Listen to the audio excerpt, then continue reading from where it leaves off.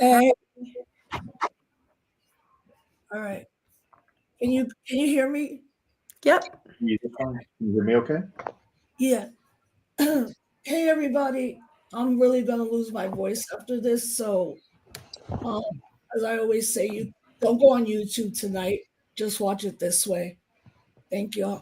Hey everybody. I'm almost losing my voice. Thank you everybody for watching. So happy to be with my girl Vanessa, and I recently met Nolan, but I've known about his work for a really long time. So again, today's show is Can't Stop Our Blackness, my show that uplifts Afro Black Latinx politics, culture, and identity. And before anybody says that we're too light, I don't view blackness as that. Like Richie Torres is a black Puerto Rican, but he ain't really black. So I want to talk about that a little bit because it's interesting, the issue of colorism and how people don't understand that blackness, at least for me, is not just phenotype. And I want to us and our stories around that. So again, the show is sponsored by Cooperation Jackson. Thank you everybody who watched the show last night, and thank you for all the feedback. And I'm really trying to stay like positive. But this megalomaniac today just showed his psychopathic ways, and I don't know how worse it's going to get. A plane crashes, 67 people die, hundreds impacted, and this dude talks about DEI before knowing that all the pilots and staff were white, which is just like, I mean, I never think it could get worse, and then it gets worse. The inhumanity, I'm so disgusted at this point. And I think a lot of us are probably like, I don't really want to deal with this dude, but it's obvious that we don't have a choice. And I think one of the good things that happened is very quickly, within 10 hours, Nolan, Yeah, I'm here. no, because Sorry. we can hear video and stuff. Oh, I'm sorry. Yeah. It's okay. Um, that when he paused all the federal benefits, like infant to children and, Medicaid, at least people really responded, and not the Democratic Party, but the people like us responded like this is absolutely not going to happen. But I think that's why he's doing what he does. He just throws anything and see what's going to work. But with that said, we as a people of social justice and all that realize that so many lives have been impacted, and it's just really, he's just gross. So anyway, so thank you, everybody. I'm so happy to have Vanessa and Nolan. Vanessa's my girl. She's my quartz, rose quartz. I'm her black diamond. That's our inside joke when we go dancing. Um, and I've been telling everybody about Vanessa's class on Bad Bunny, and I know he knows about that in another class. And then, like 2 weeks ago, he drops probably one of the most significant albums in the Puerto Rican musical history, but pretty much worldwide. And then I Nolan, who's me on Speak Out, and I said, "Anybody will come on?" And he hit me right back, and he's on. So I'm gonna read their bios. Excuse me for a moment.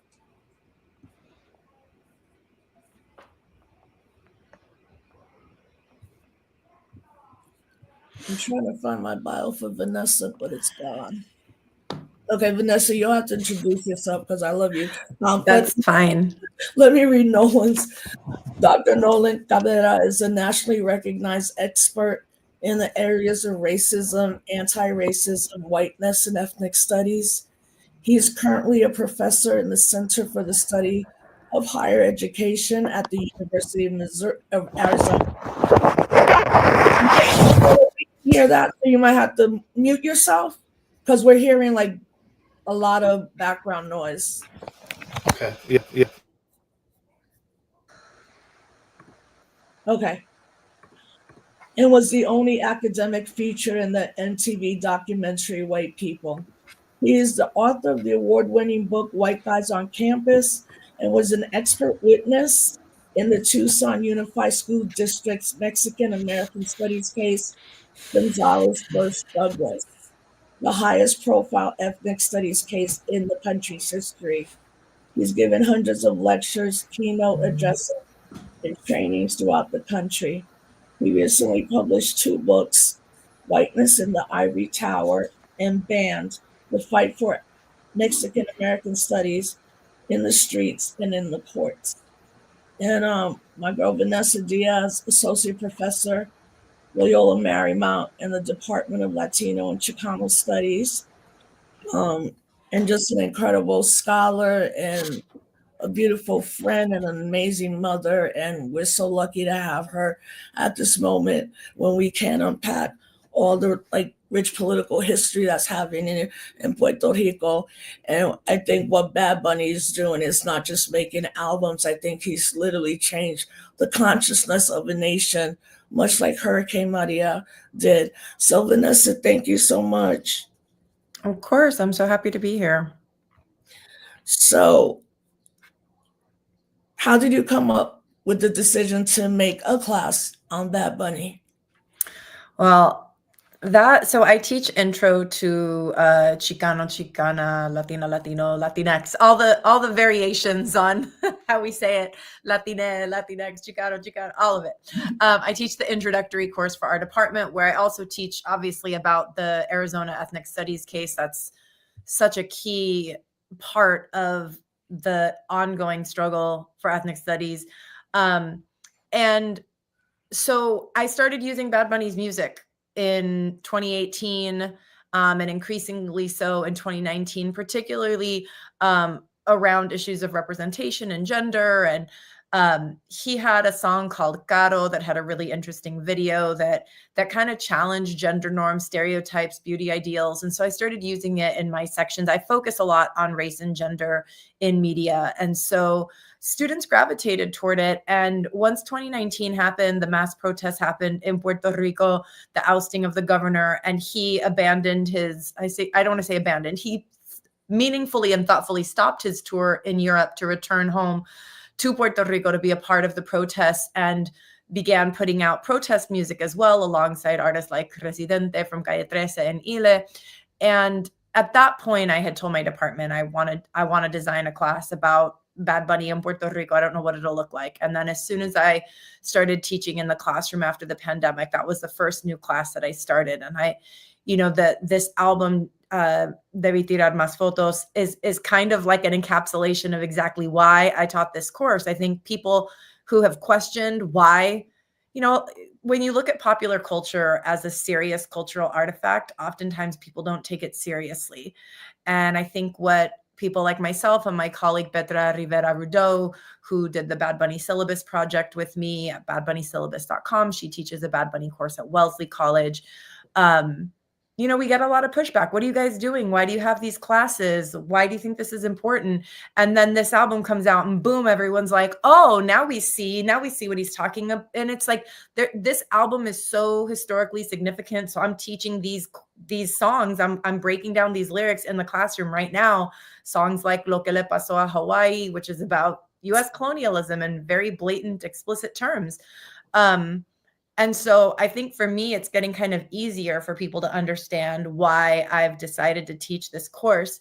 And for me, it's been incredible to get young people excited to learn about Puerto Rican history, particularly on the West Coast, where literally most of my students know nothing about Puerto Rico coming into the class. And so that's why I decided to start it. I started using him in my introduction class and saw how effective his music was and sort of he was as a persona.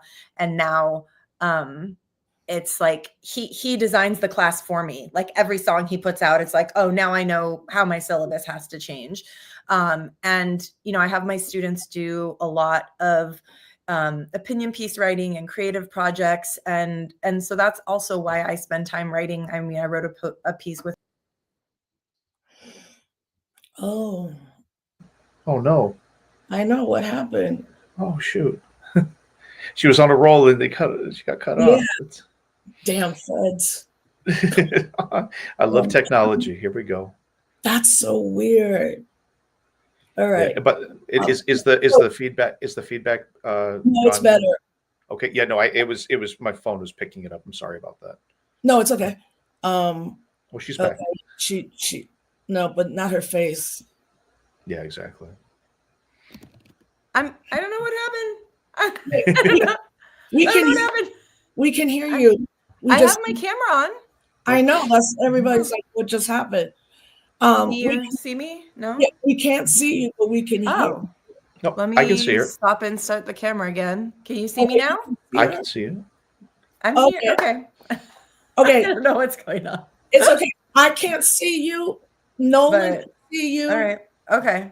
Instagram can't. So I'm just gonna keep talking to you. Okay. That's weird, Nolan. How can you see her and I don't see her? That's really weird. Yeah. Let me try. Well, No, give me a quick second. I'm gonna see if I could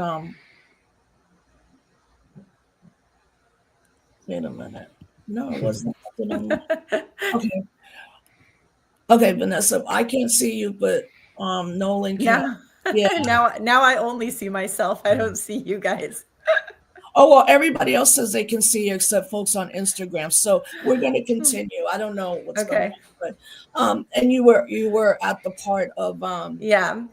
Just that I was saying that Bad Bunny, like the course basically is evolving based on the work that he does. And so yeah, being able to get students to get engage in Puerto Rican history. Oh, and I was just saying that I try to write popular pieces too because I want the students to feel like they have the tools to take this material out into the world and have conversations about Puerto Rico because that's the whole point, right? It's not just to teach. It's like, what are we going to do with this and how are we going to use this material to make change?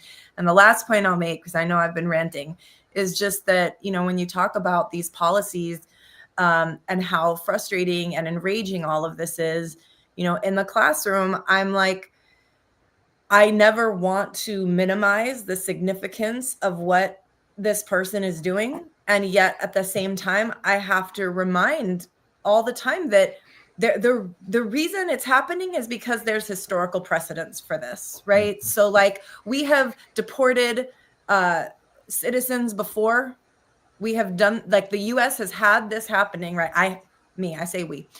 The US has deported citizens before. We see Puerto Ricans getting taken to detention centers because they were heard speaking Spanish.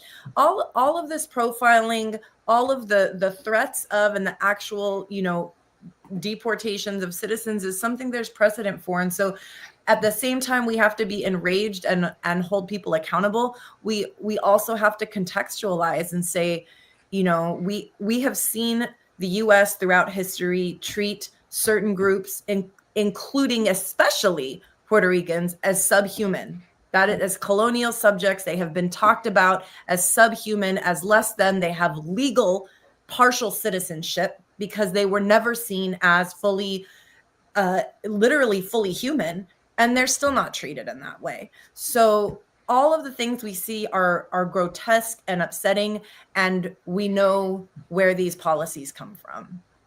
Yeah, and for me, popular culture is public history. So as a historian, we've been trained as historians in academia to wait till movements or things are older, 20 years, even though we have the primary research from the beginning. But now there's been such a shift around public history. History is literally always happening. And you can't have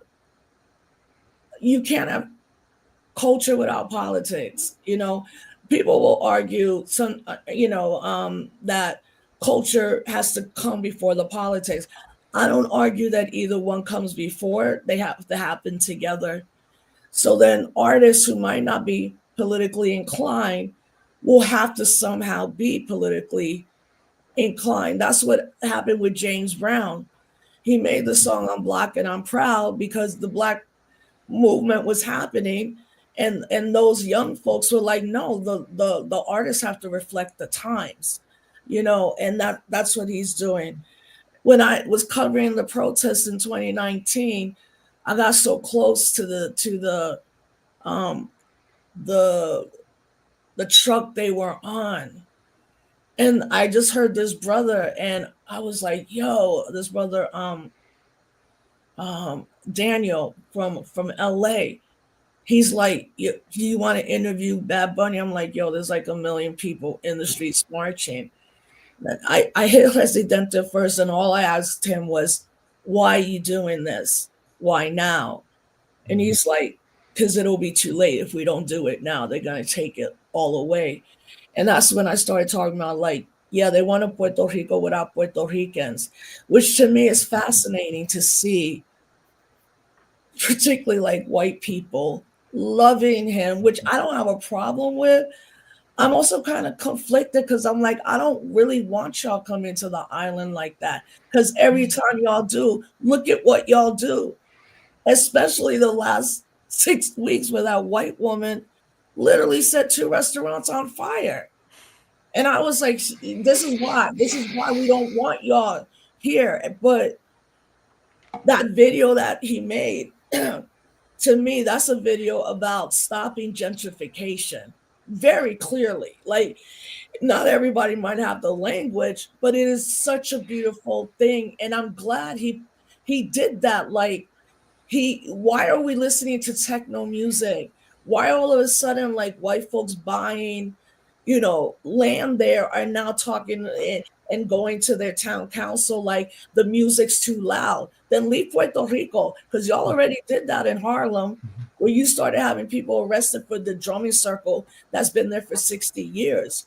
So I think he's so politically savvy around that. And in your article that you was in the Rolling Stone, but also, folks, there's a paywall at Rolling Stone. But if you do MSN and Google Vanessa, Vanessa Diaz, the article will come right back. The article is Bad Bunny took Blackness and Sizeless songs to #1. Here's why that matters. I just want to read a little bit from your article. Debe Tirar Más Fotos took over the #1 spot on Apple Music, reached #1 on Spotify's global chart the next day, and remains in the #1 position on both streaming platforms. It also broke the record for the Spanish long song to reach #1 in the most countries in Spotify history. DTMF is performed in the Afro-Puerto Rican folk music style of Blena, a genre that most non-Puerto Ricans are not familiar with. While well known among Puerto Ricans and a mainstay at Puerto Rican cultural events, Blena has never seen mainstream commercial success. Prior to DTMF, no Blena song had ever charted in any position. His his producer, Mag, one of his producers, he told Rolling Stone that the success of the song has been a surprise. I didn't expect this reaction, this reception. It's hugging us in Puerto Rico in such a beautiful way. Yeah, and I completely agree with that. I think also, you know, um, uh, there's a professor. His name is Dr. Jorel Melendez Badillo. He's the one that wrote the script for Mhm. um, I'm sorry, for the video that shows about gentrification.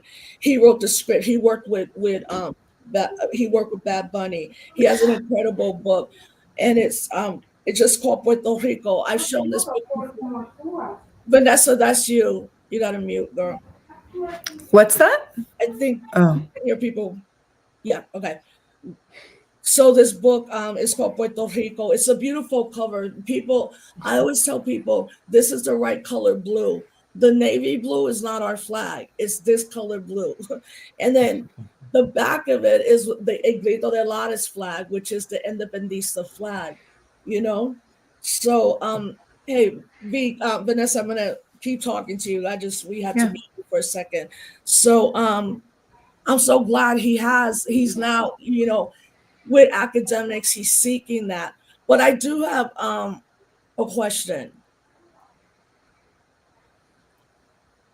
What are what do you believe are his racial politics, particularly like Black Puerto Ricans, right?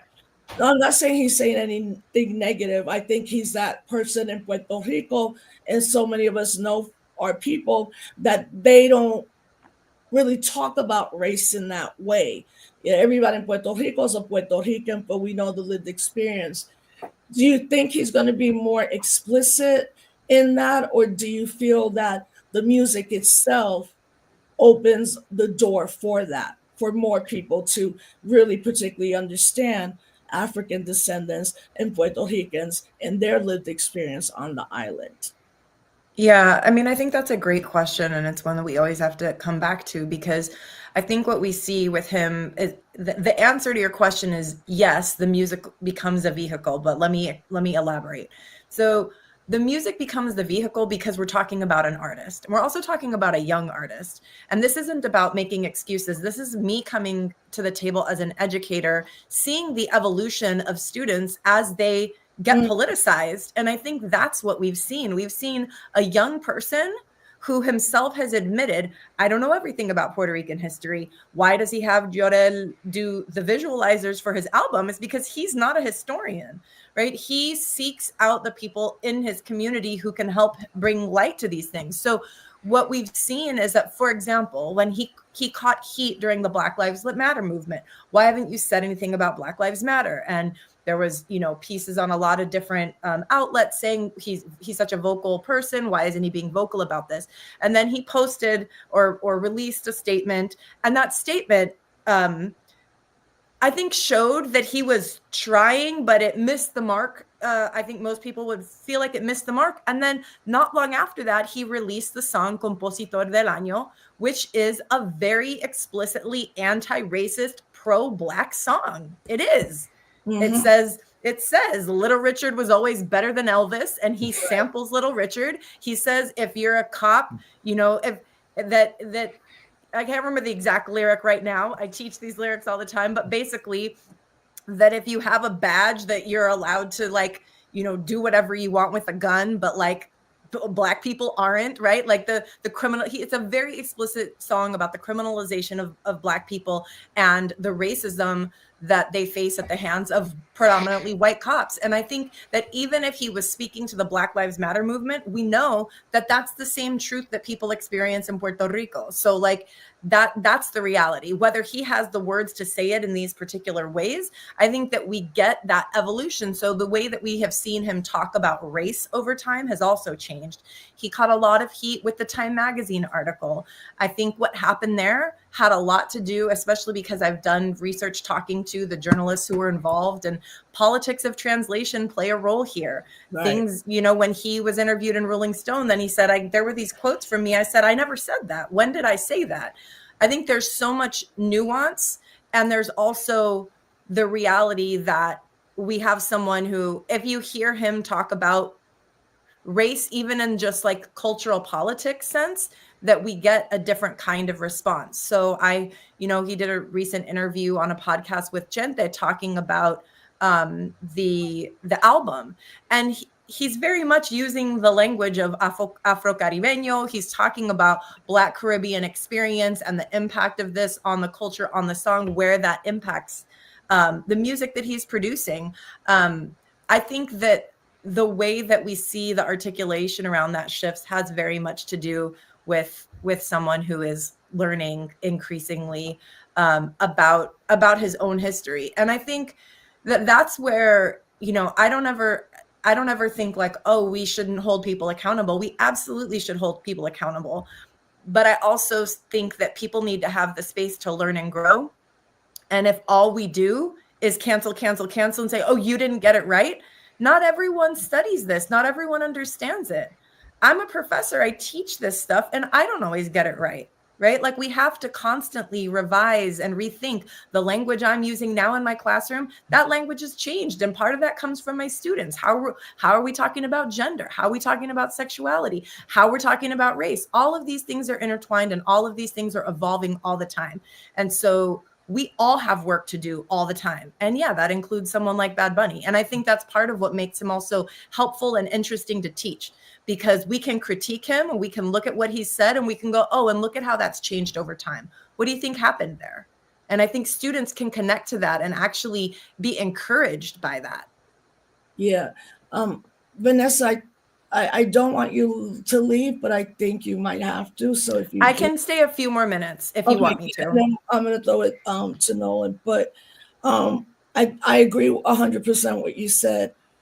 Having done Black August for 15 years, our goal was always to politicize the artists, and I do believe that Bad Bunny is putting pro-Black politics out there. And I asked that question to go to the beginning of, like, it's sometimes it's not about phenotype in that sense.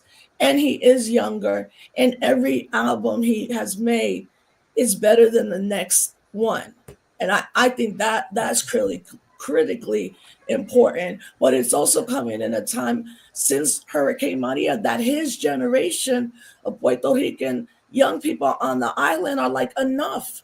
It's a wrap. You've been closed all our schools. You're gentrifying us. You're trying to take the beaches from us. You're trying to take the turtles away. You're trying to figure out why the coqui frog only lives in Puerto Rico. Like, to me, I love seeing an artist evolve in that way. And I love, love, love the fact that he turned residency on its ass. Like, all you artists want to do a residency in Las Vegas. And he was like, nah, I'm going to do it in Puerto Rico. And fam, if you don't know, he sold 500,000 tickets in less than 48 hours. Never has happened before. And the fact was, he's like, I want to be in my homeland.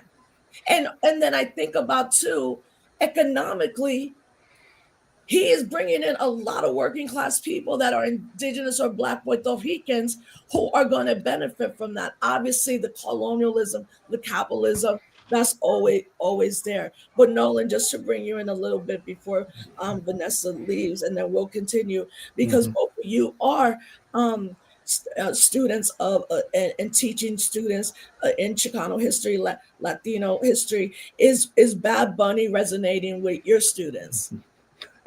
Bad Bunny does resonate with my students, but I'm also in kind of a weird liminal space because I'm about 50 miles from the U.S.-Mexico border, and so a lot of the and I'm not saying they're mutually exclusive, but they're more aligned to, like, say, like a Peso Pluma, or, like, the reemergence of, like, the narco corridos and the different ways around that.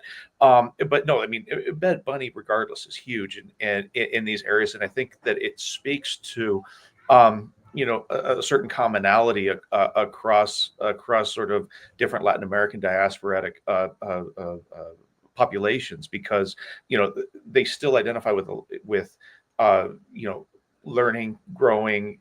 They just love the beats because they're awesome. But then they also get to, like you said, a maturation in messaging. But there is something that is a little qualitatively different, because it is a different space, being this colonized nation within the United States, versus these kids who are trying to, I shouldn't call them kids because they're adults. I'm sorry, that's patronizing of me. Um, but making sure that uh, they're also trying to traverse this I'm not quite here, I'm not quite there. Always told, go back to where you came from, even if you're like seventh generation Tucsonan. And so there's a lot of similar racial politics that are at play, several colonial politics that are also at play. But there is still a distinction. It's not a complete embrace. And but that also, what I appreciate is that my students tend to have a certain curiosity to it, not a, oh, that's different, ergo it's wrong. It's like, oh, we've got enough overlap and there's something awesome. And like I said, it helps that the guy is just an absolutely amazing performer in the process. And so there's a hook there that gets him into the more of the depth of the situation. Yeah. Vanessa, I know you have to leave, but yeah, some just thoughts, and um quickly as well. How are your students doing with all these raids? Like, I think people thought that these raids were going to be in small towns and villages, and I think what that Trump administration is doing is putting down the gauntlet. Like, no, we're going to LA and we're going to New York and we're going to Chicago, these huge cities that think that they're not going to be impacted. And there were those pre-dawn raids in LA, and who knows what happens tomorrow. How are your students dealing with that?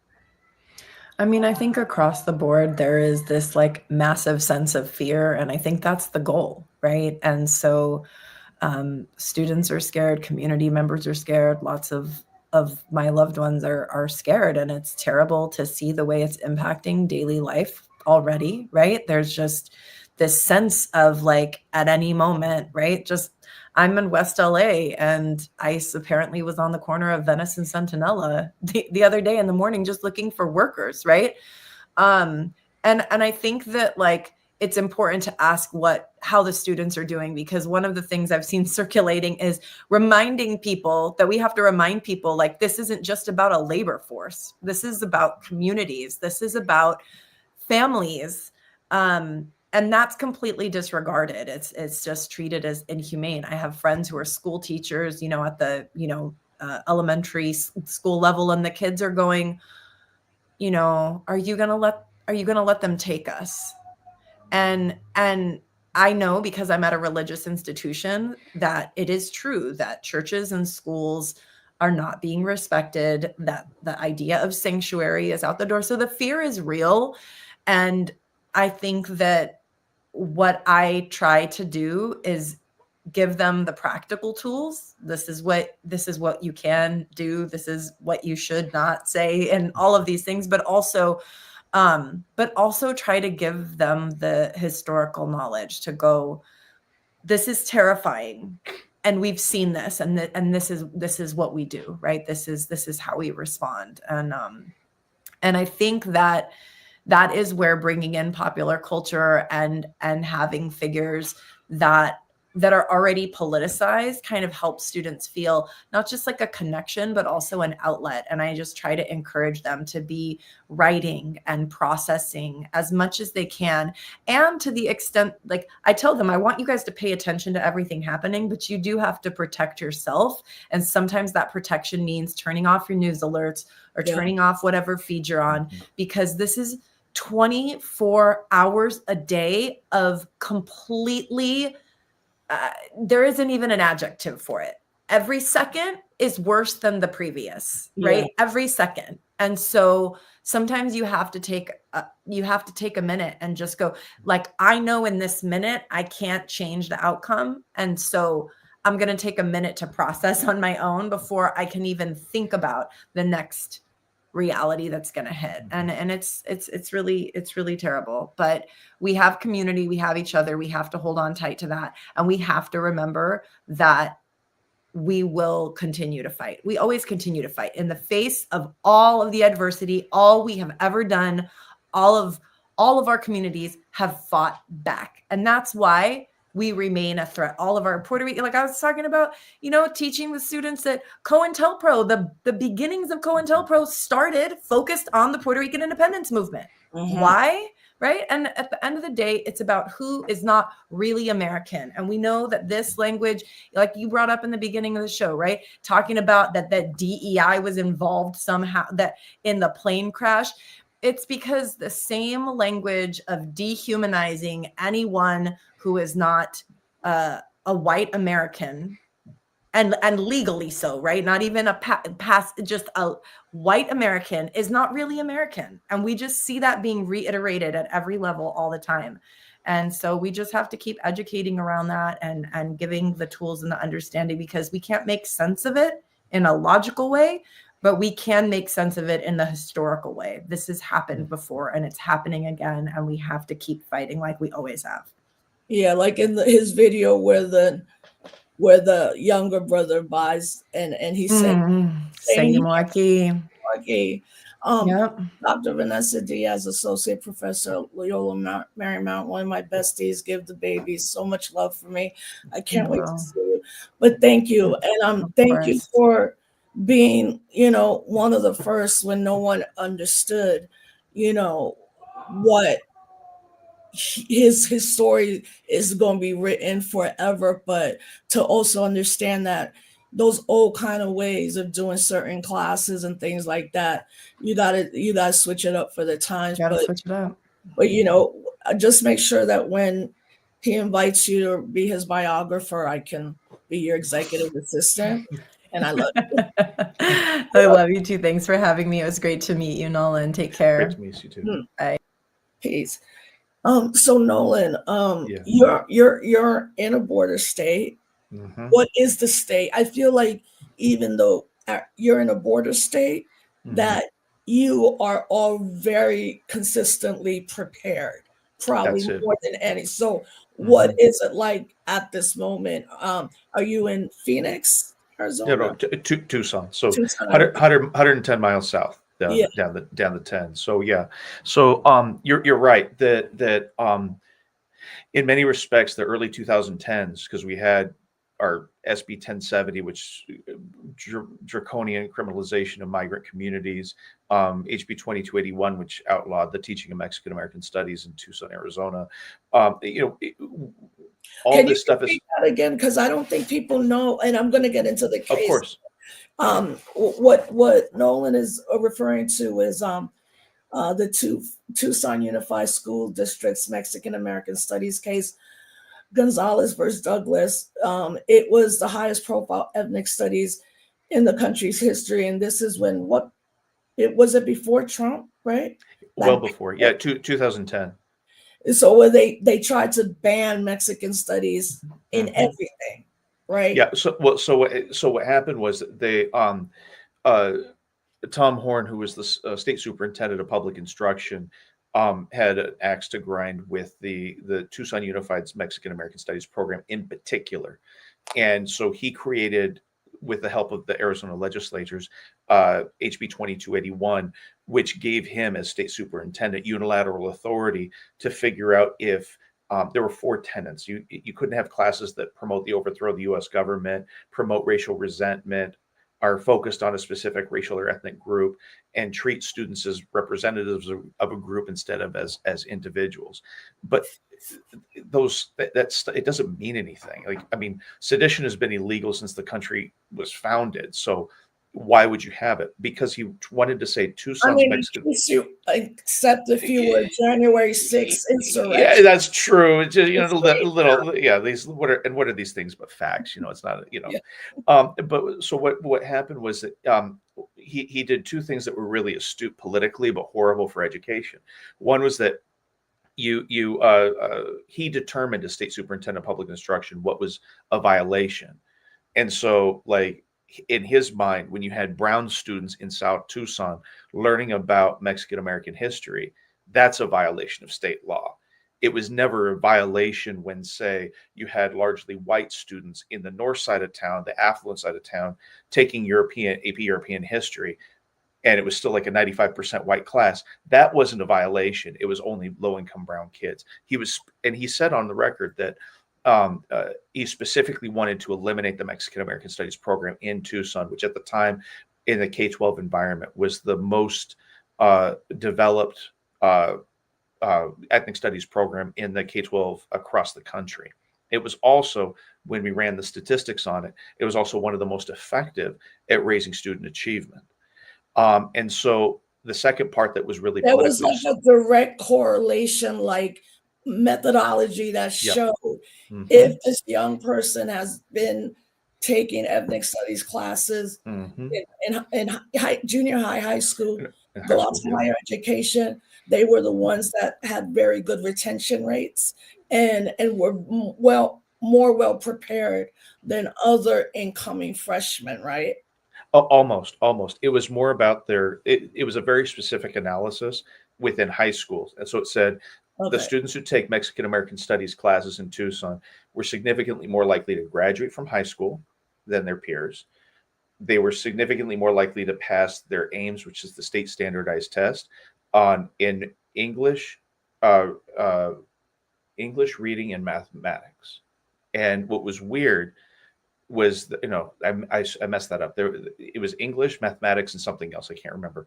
But the mathematics one was really strange Right. because there's no Chicano studies math class. Right. So it starts begging this question: what's the mechanism that's going on here? What's actually happening there? Because it's not like you're implanting information and the kids are popping it out, because again, that class doesn't exist. So what a lot of the teachers who were involved in the program and other professors who study this a lot have started speculating is that what it does is it changes a student's, or when they see themselves in the curriculum, when they are engaged in their work, when they see the relevance of their work to improving their local communities. I'm not just memorizing trivia because I might be on Jeopardy one day.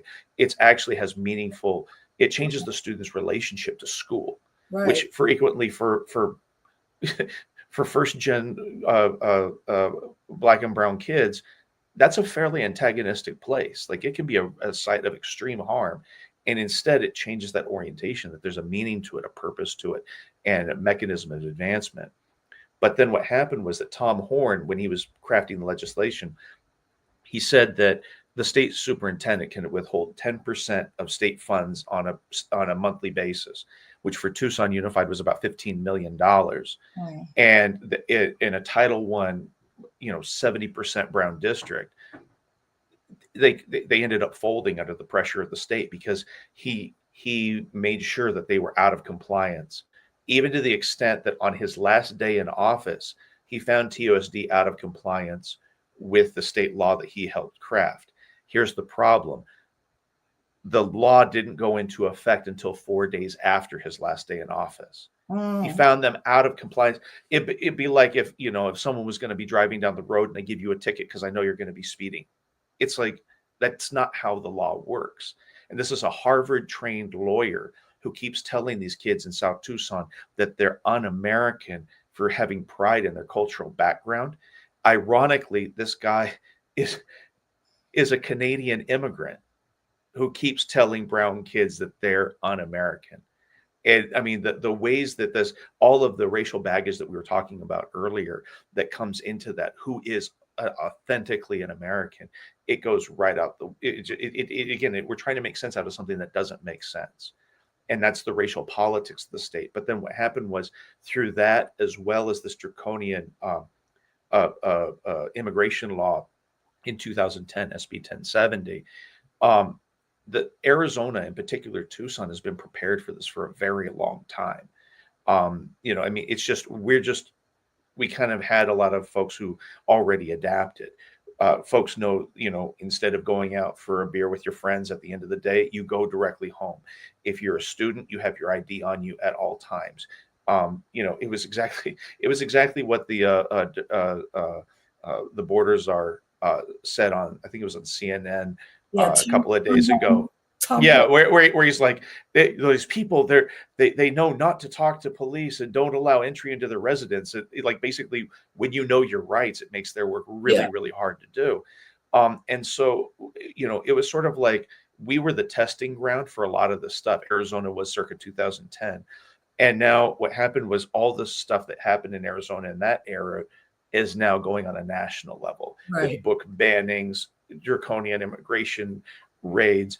People are still afraid, don't get me wrong, but there is something about having that historical memory to say, okay, A, this is how we need to deal with it. B, Tucson is a very tight-knit community and people are looking out for each other. And C, there is something important to know that we've weathered this storm before, and that gives a little bit of hope to say that we will be able to do it again. Because before HB 1070 or SB 1070, there was HR 4437 on a national level. We've been down this road many, many times before, and historicizing it like that helps, because it's easy especially for my people like my son's generation to fall into despair, because it's like, how could they hate us like this? And they weren't aware of what was going on in 2010. But they're also aware enough to know that when I would drop my son off for school, there, especially in the first week of school, it was very consistent that there were Border Patrol agents across the street. And it was one of these things, like, we couldn't necessarily ask them to go, but we knew what they were doing. They were trying to intimidate some of the parents and say, "Hey, we're still watching you. You know, if you're undocumented." And this is in the liberal epicenter of Arizona in Tucson, and that's just those intimidation tactics. And so, it's normal, but this is now sort of a new abnormal level of horror that the students are and the community is having to face. But again, we've at least tested ourselves a little bit before in that.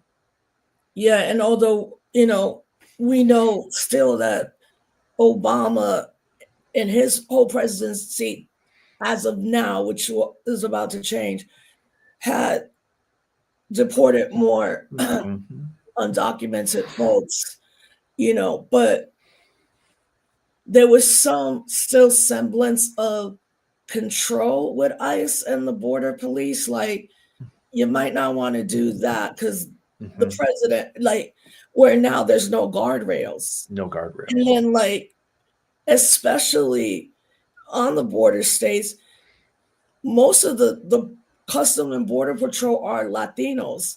So there's Mhm. that whole like when I went Mhm. to El Paso and it's like in New York City, I don't, it doesn't make a difference if you're black, brown, Asian, a cop. Usually, though, the people of color police in New York City are worse because they want to prove something, or they want white folks, their supervisors, to know they're ready to go to the mat. And it's very disconcerting to just like see people who reflect you just being Mm. that inhumane and cruel, That you hurts. know. And then I was also thinking about how, even though like your young people in higher ed know this, and there's more awareness of how Mhm. to fight back, they're still coming every day into that classroom like, what's next? Is Mhm. Titi going to be gone?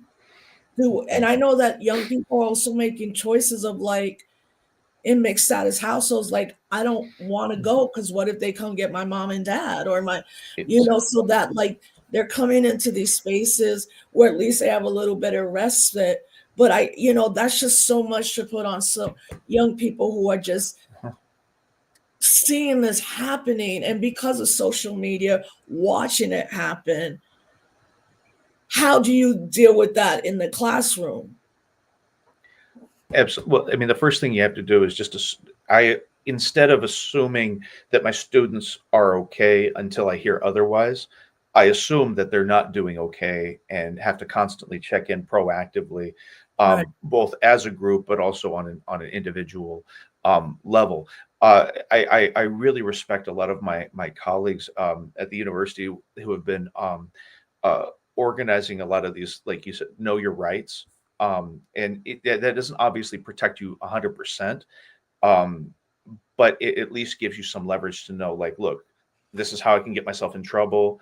Like, like, don't open the door, don't answer questions. It's some very basic, ways of going about that, and it definitely helps provide some semblance of control over the situation. And control's the right word, but at least you're not so out of control. You're not just always acting in fear. You kind of have at least some way to navigate, go here, avoid this. Make, the big ones are, I mean, how many times have kids, like gone just to play a pickup game of basketball and you're in your gym shorts? You don't have your wallet on you per se. Well, that's now a big no-no. You keep that on. Like, all this stuff flips the script, that you assume that you're guilty until proven innocent. So you keep your documents on you at all times, and really make sure that you have, that you protect yourself in that way, because the consequences of that are huge. And like you said, though, but there's still a very pragmatic, there's still a very pragmatic calculation a lot of students are doing right now, because you're right, in mixed status households, um, you know, there are unscrupulous teachers who leverage that, and that actually, going back to the Sensenbrenner law in 2006, HR 4437, what really ignited the youth movement in LA, that's where I was doing my grad work way back when, um, was that there was a teacher who was just harassing a student saying, look, because of this law, we're going to be able to get you and get your family and do all this stuff. And this kid just, I mean, emotionally distraught, struggling, doesn't know what to do, and thinks that he's the reason that his whole family is going to end up getting deported. He Mm. ends up, and kind of trigger warning, but he goes home and ends up killing himself because of that kind of pressure. And I mean, he literally ends up dying from racism because of this pressure. He's trying to do it altruistically to help his family. And that became a catalyst for the youth movement, where folks were like, no, no, no, we will not let this stand. And it became part of a huge component of the Gran Marta in the spring of 2006, where people basically had the day without a Mexican and said, look, if you're going to sit here and spend all your time demonizing us, you're not going to have a city.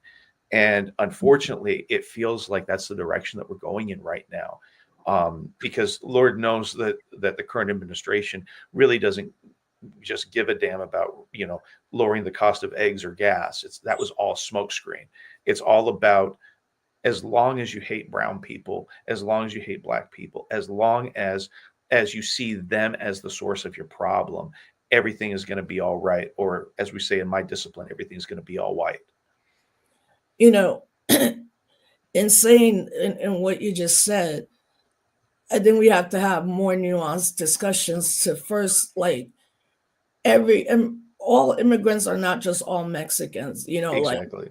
obviously Mexicanos, Central Americans, and in fact the population of Mexicans coming to this country, or coming to this country, the numbers have gone down, Mm-hmm, mm-hmm. in general, and also, like, we keep saying, like, they are not going to like an Italian or an Irish, Albanian, Mm-hmm.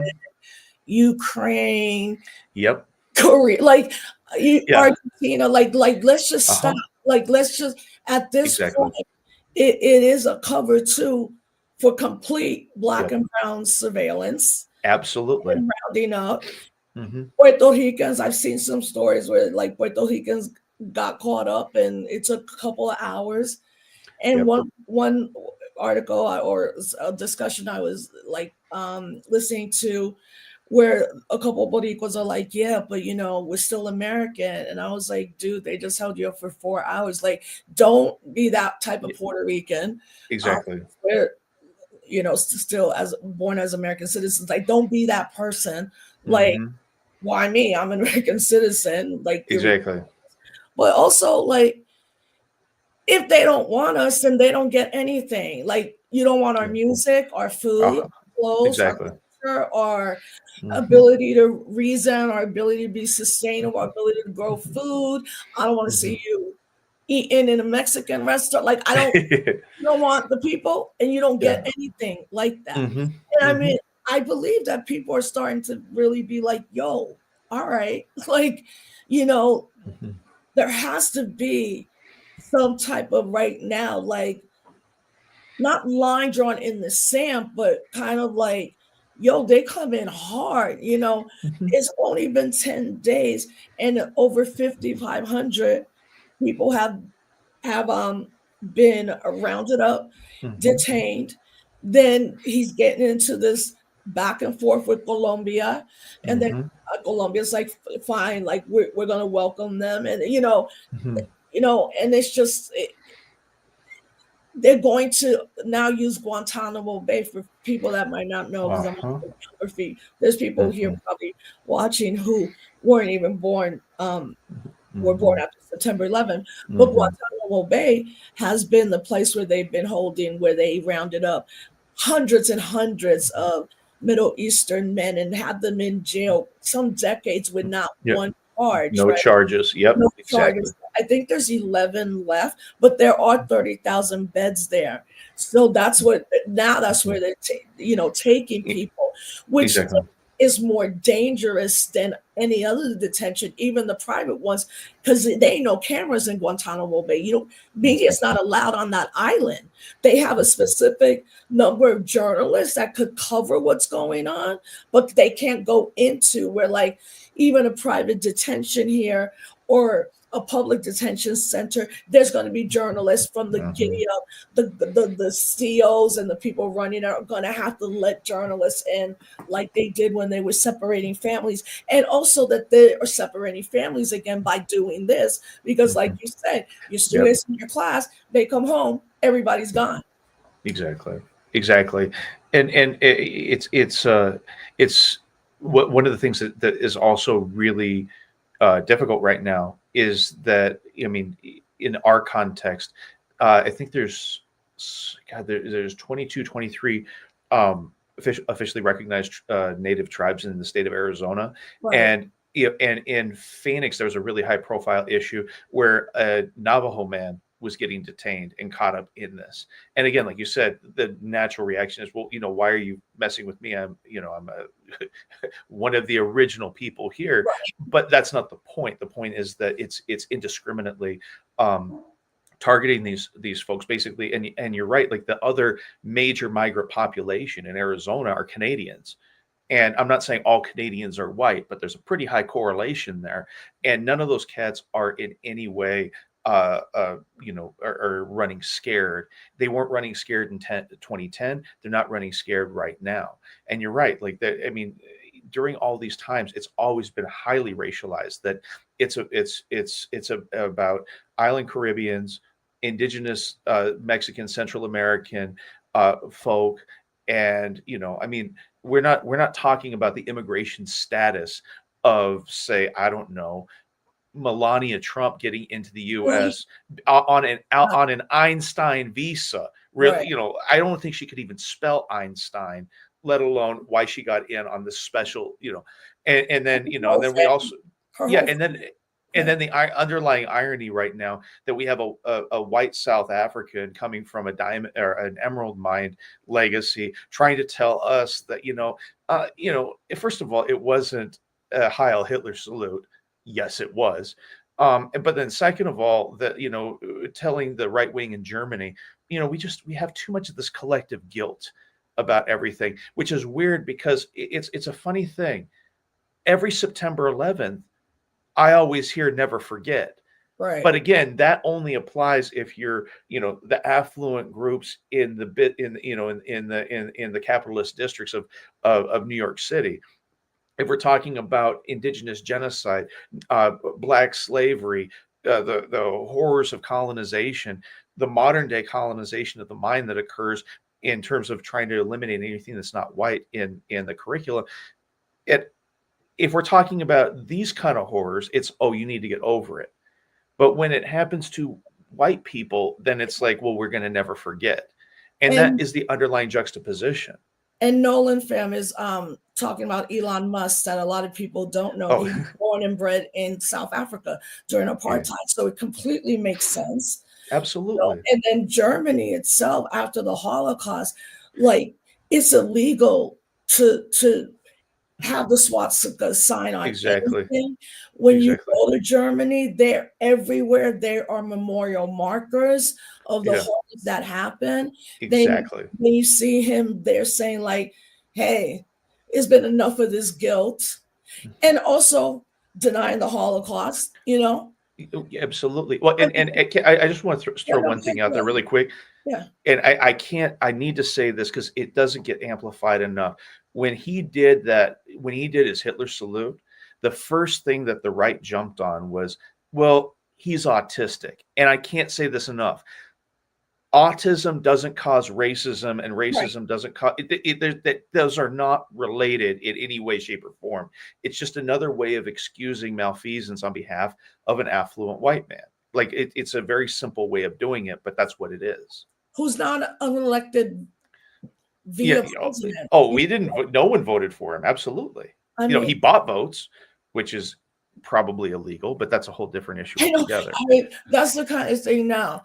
If you work with young people or anybody, and then you're like, "Hey, you don't want to do that," you might get like arrested. And they'll be like the president, Yeah, because the exactly. actual president is a convicted felon. Like, I was 34 times. like, we need to really wrap our minds around, because we still have so many of our own people legit in jail for drugs. Like, Exactly. you know, But your Mhm. book, I think this is your new book, The Fight for Mexican American Oh. Studies in the Streets and the Courts. That's you're like unpacking. Yeah, show it. You're unpacking the whole history then. Exactly, Yeah. exactly. So we go, and that's part of the thing is that we talk about it. I mean, if we're talking about ethnic studies at its core, it's really about educational self-determination. That's been the core Mm. of it ever since the strikes at San Francisco State and Berkeley, the walkouts in East LA, the walkouts that we had here in Tucson. And unfortunately, we saw it really clearly that when you have an educated, engaged populace that's systemically marginalized, their actual awakening, cultural awakening, critical consciousness awakening, is necessarily seen as a threat. These students, they don't, they're engaged and they're not easily controlled. And unfortunately, for the powers that be, they're participating in the political process, and folks don't like that because they're not an easy to control group. But at the end of the day, we had just this absolutely beautiful. I mean, people were coming from around the country to learn about what folks had done in Mexican American studies, and how they could try to learn the lessons that could be then adapted to their own area. And for that time, from about 2000, I'd say 2007, 2008 to about 2012, we were this epicenter of ethnic studies, which I just didn't expect to have happen. But then we had, unfortunately, because of the pressure of the state, as I said before, the district ended up folding, and it was a horrible thing because if they had just kept fighting and appealed, we ended up, because there were 10 teachers and an administrator who filed a federal lawsuit against the state for saying that the bill, HB 2281, was unconstitutional. After almost 10 years of legal struggle, we ended up winning in federal court, and that legislation was forever seen as a violation of First and 14th Amendment rights of students in the district, because for all intents and purposes, it was racist and it was used for political grandstanding as opposed to real meaningful educational purpose. But it took that long to do that, and in the meantime, the district folded, and so we've never been able to fully um, recover from that. But in many respects, kind of like the phoenix rising, other folks have been able to garner inspiration and develop their own ethnic studies programs throughout the country. And that's been a really, really wonderful thing to see, because it's not just one teacher doing it, but these collectives of teachers throughout the country doing it and really meeting the material needs and the intellectual and creative needs of our students in the process. Yeah.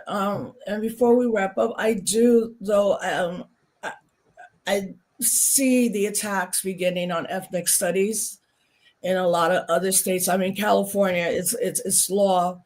Yeah. Arizona and Texas are very different, Hmm. where you're not going to be able to get away with that. But and private colleges are going to do what they do either way. But I am beginning to see the attack. They're either collapsing departments together, and Hmm. like now they're collapsing like in the SUNY system.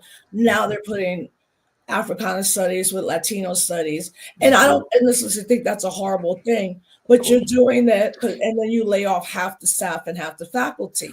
Uh-huh. And then you wonder why then they use the excuse students are not signing up. Well, they're Hmm. not signing up, or they're trying to sign up and the class is already full, or they're not signing up because they don't know, because ethnic studies has never been respected in general, That's it. and I wonder how you see the how do you see ethnic studies? Now, listen, fam, there, when people talk about ethnic studies is all of us as folks of color. You're talking about Hmm. Asian, Latinos, Hmm. Hmm. any quote BIPOC to keep it. I don't like that Hmm. term, but to keep it, Yeah, I um, get you.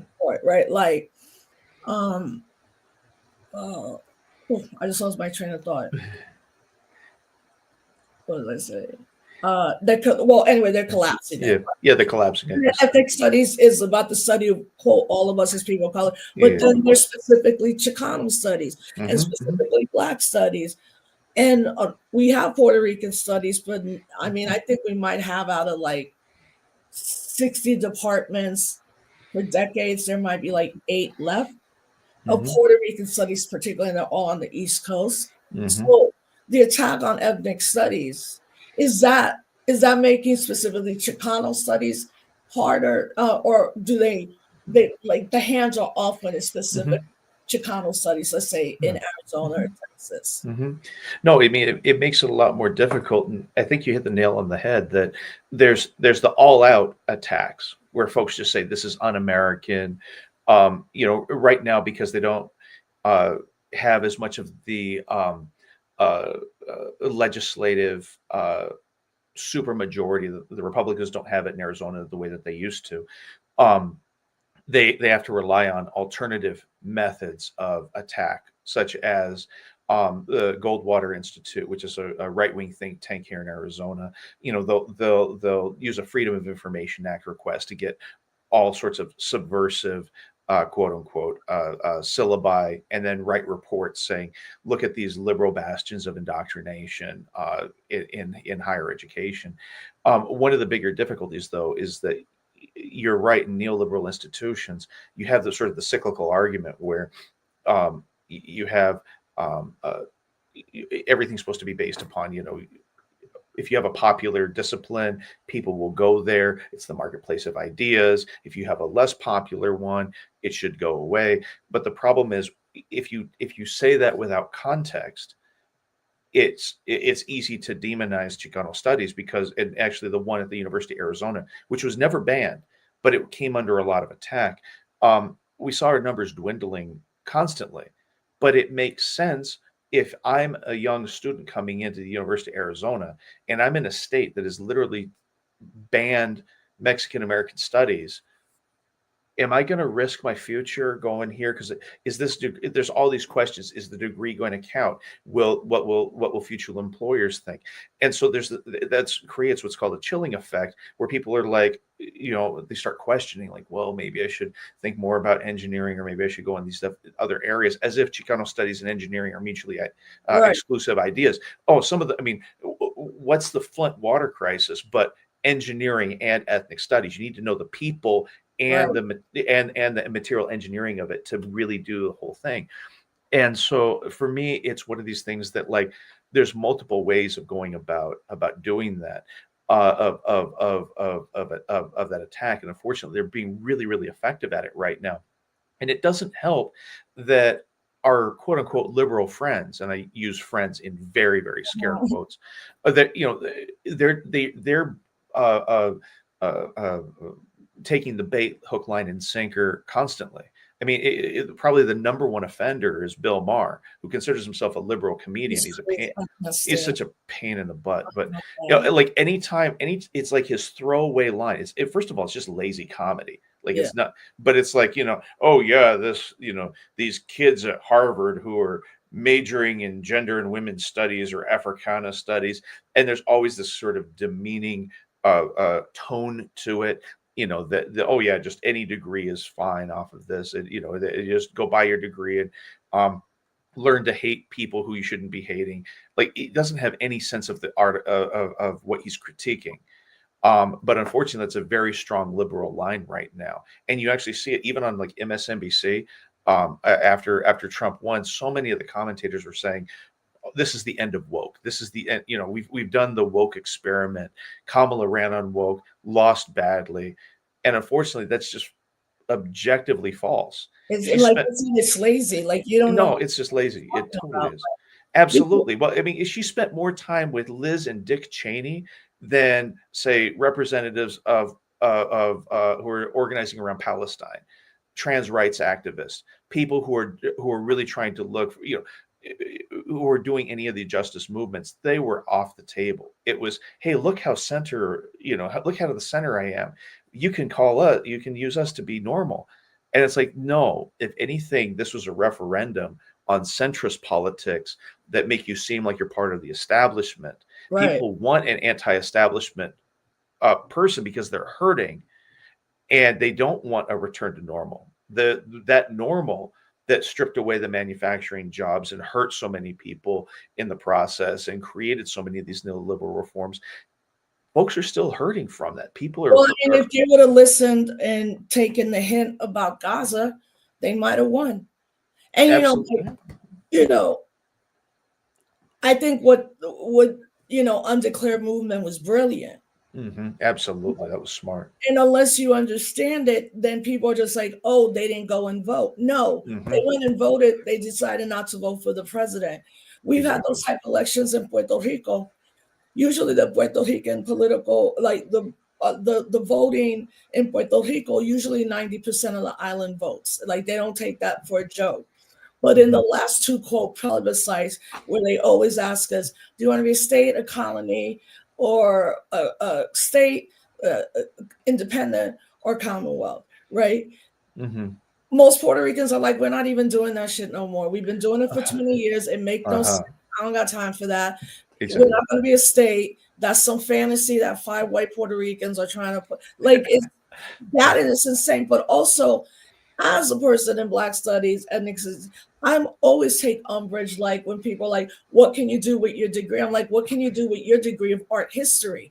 Black Uh-huh. studies, ethnic studies, women's studies only exist because of Black and Chicano studies, right? Like there would have been no women's studies. Um, but I'm extra hard on my students. I'm like, do not come up in this class thinking Hmm. this is an easy, like that to me Exactly. is going to offend me more than anything else. Exactly. And I'm Exactly. always And like, if yeah, you think this is going to be about like, even my hip hop class, I'm like, I'm not here to do a music show. If exactly. you want to talk about Jay-Z after one article, you could go do that somewhere else. But because we always have to, in a way, prove, but also we're preparing our students to be interdisciplinary, to be Mhm. intersectional. Before those words were buzzwords, that's what we've always done. So, like when Exactly. you say the Flint water crisis, or let's say you're going to be a doctor. Well, I want Hmm. my doctor, whether they're Black or white, I want my doctor to understand that Black and Latino women's pain isn't taken so seriously. There it is. Want Yes. you to understand your bias as a doctor, and it might Hmm. not be your fault. What are medical schools doing now? They're doing classes to show, particularly again, how African American and Latino women are the less believed, but the most we're Hmm. always asked if we're in there because of our Hmm. drug habit. So, like Exactly. Black studies, it will make you understand the systemic conditions. It will also make you not blame yourself as one person, but That's keep the huge too. eye, right? Like, Exactly, yeah, exactly, and that and all of that. It's so funny you say that because the number one throwaway line when there's attacks on ethnic studies is, well, these kids, they're just majoring in basket weaving. Now, first of all, anyone who's ever done basket weaving, it's hard. that is hard as hell. It is. You're not Like it's very it's hard. a it's actually a compliment, but they don't mean it as a compliment. They Yeah, mean it yeah. as demeaning. But the other problem is, our intellectual Mm, our intellectual products are always seen as less than. It's inferior. always inferior, always, and we're always having to prove, hey, look at how amazing look at the scientific work that the Aztec Empire did, or blah blah, all this stuff. At the end of the day, it doesn't work because the whiteness and the assumed meritocracy is so ingrained, and it just drives me up a wall because, I mean, you had, and this goes back decades. George W. Bush would give commencement addresses that, if you to all of you C plus students out there, you too can be president one day. And I'm like, no, your dad was the head of the CIA, who then, Yeah. basically you were able to finagle your way into an ownership of the Texas Rangers, and then your brother was the governor of Florida, and then your dad was president, and they put in the right Supreme Court justices. If all of that falls into place, then yes, you C plus students can do it. And yet, right now, the right has the gall to sit here and, without the slightest hint of irony, talk about we need to return to a meritocracy when Elon Musk was not, he wasn't elected. Ivanka Trump and Jared Kushner were never elected, and they don't necessarily have the qualifications to serve in the first Trump cabinet. I mean, it was nepotism all the way around. It was the Trump family in there, and they have the gall to lecture us about meritocracy. you have, and now with all of the nominees who are getting rolled out, I have not seen a less meritocratic group appear before Congress, and yet we're the ones who are harming the meritocracy in the United States. Give me a break. This Yeah. is ridiculous. No, we, what's the old adage in minoritized communities? Like, we have to do twice as much to get it, twice as hard to get half as much. Yeah. And unfortunately, ideologically, though, we're seen as lazy, not as competent, and not intellectually inferior. And unfortunately, that myth just prevails. Enough people, and that's what, ironically, racism makes people stupid. It takes away their critical thinking skills and just says, "Oh yeah, there's a DEI thing. It's unmeritocratic. You're not qualified. So anything bad that happened as a result of that." And it loops all the way back to the beginning of the conversation, that the first thing that Trump did, it has nothing to do with him firing people in the FAA and creating a lot of turmoil in that group. It's that, well, there must have been some DEI issue there, because of course nothing bad ever happens on my watch. And I mean, that's just a malignant narcissist right there. Yeah, I mean, he definitely is. Well, your book again is banned. Show it. The Fight for Mexican American Studies in the Streets and in the Courts. Everybody follow Dr. Cabrera. We are both parties Speak Out. If anyone wants to bring us speak, we do virtual too. I want to bring you back. I'm really glad you took me up on the offer, because when I saw you, and I mean, I had heard about you before around when I was in LA with Melina Abdul and some of the, Yeah. Oh, I know him. Yeah, so I'm really glad you were able to come on, and the door's always open. Just let people know where they could follow you. Yeah. So, okay. So I have a funky handle. It's called Chicanostocracy. So that's my, I know. Before you at me, read my blog about what Chicanostocracy means. Yeah. It's about having a relatively elevated status within the community and the social responsibility that accompanies it. So I wasn't thinking that when I created my handles on Instagram and Twitter, and by the way, I only call it Twitter because if Elon Musk is going to dead name trans kids, I'm going to dead name his company. Sorry, that's just me being petty. No, but, no, absolutely. And so, and you can also find updates on Chicanostocracy.com. So I've got Facebook, Instagram, Twitter, and eventually I'm going to be moving over to Blue Sky, but that's I'm a little slow on that. So. Yeah, I'm like another one, but maybe I'll join Blue Sky. People seem exactly. But I appreciate you so much for having me on here. Thank you. Well, I'm glad we'll bring you back. I mean, we're gonna be going through this together. That's the only way we'll go through this. So thank you so much for coming on. Hopefully I'll meet you in real life soon. There we go. You take care of yourself. We'll be in touch. All right. All right. Cuídate. Thank you.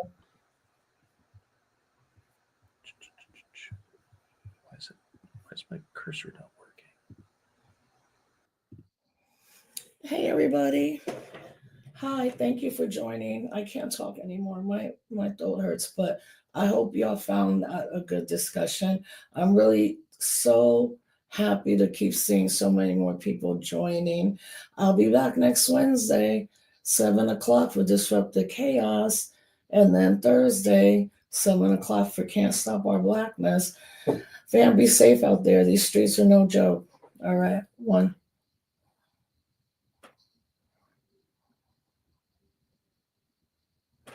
Hey, anybody still watching on YouTube, thank you so much for being with me tonight. I'll be back Wednesday at 7 p.m. with Disrupt the Chaos, and then Can't Stop Our Blackness Thursday at 7 p.m. Both shows are sponsored by Cooperation Jackson, so please follow them. Have a good weekend, fam. Stay safe. See you soon. Peace.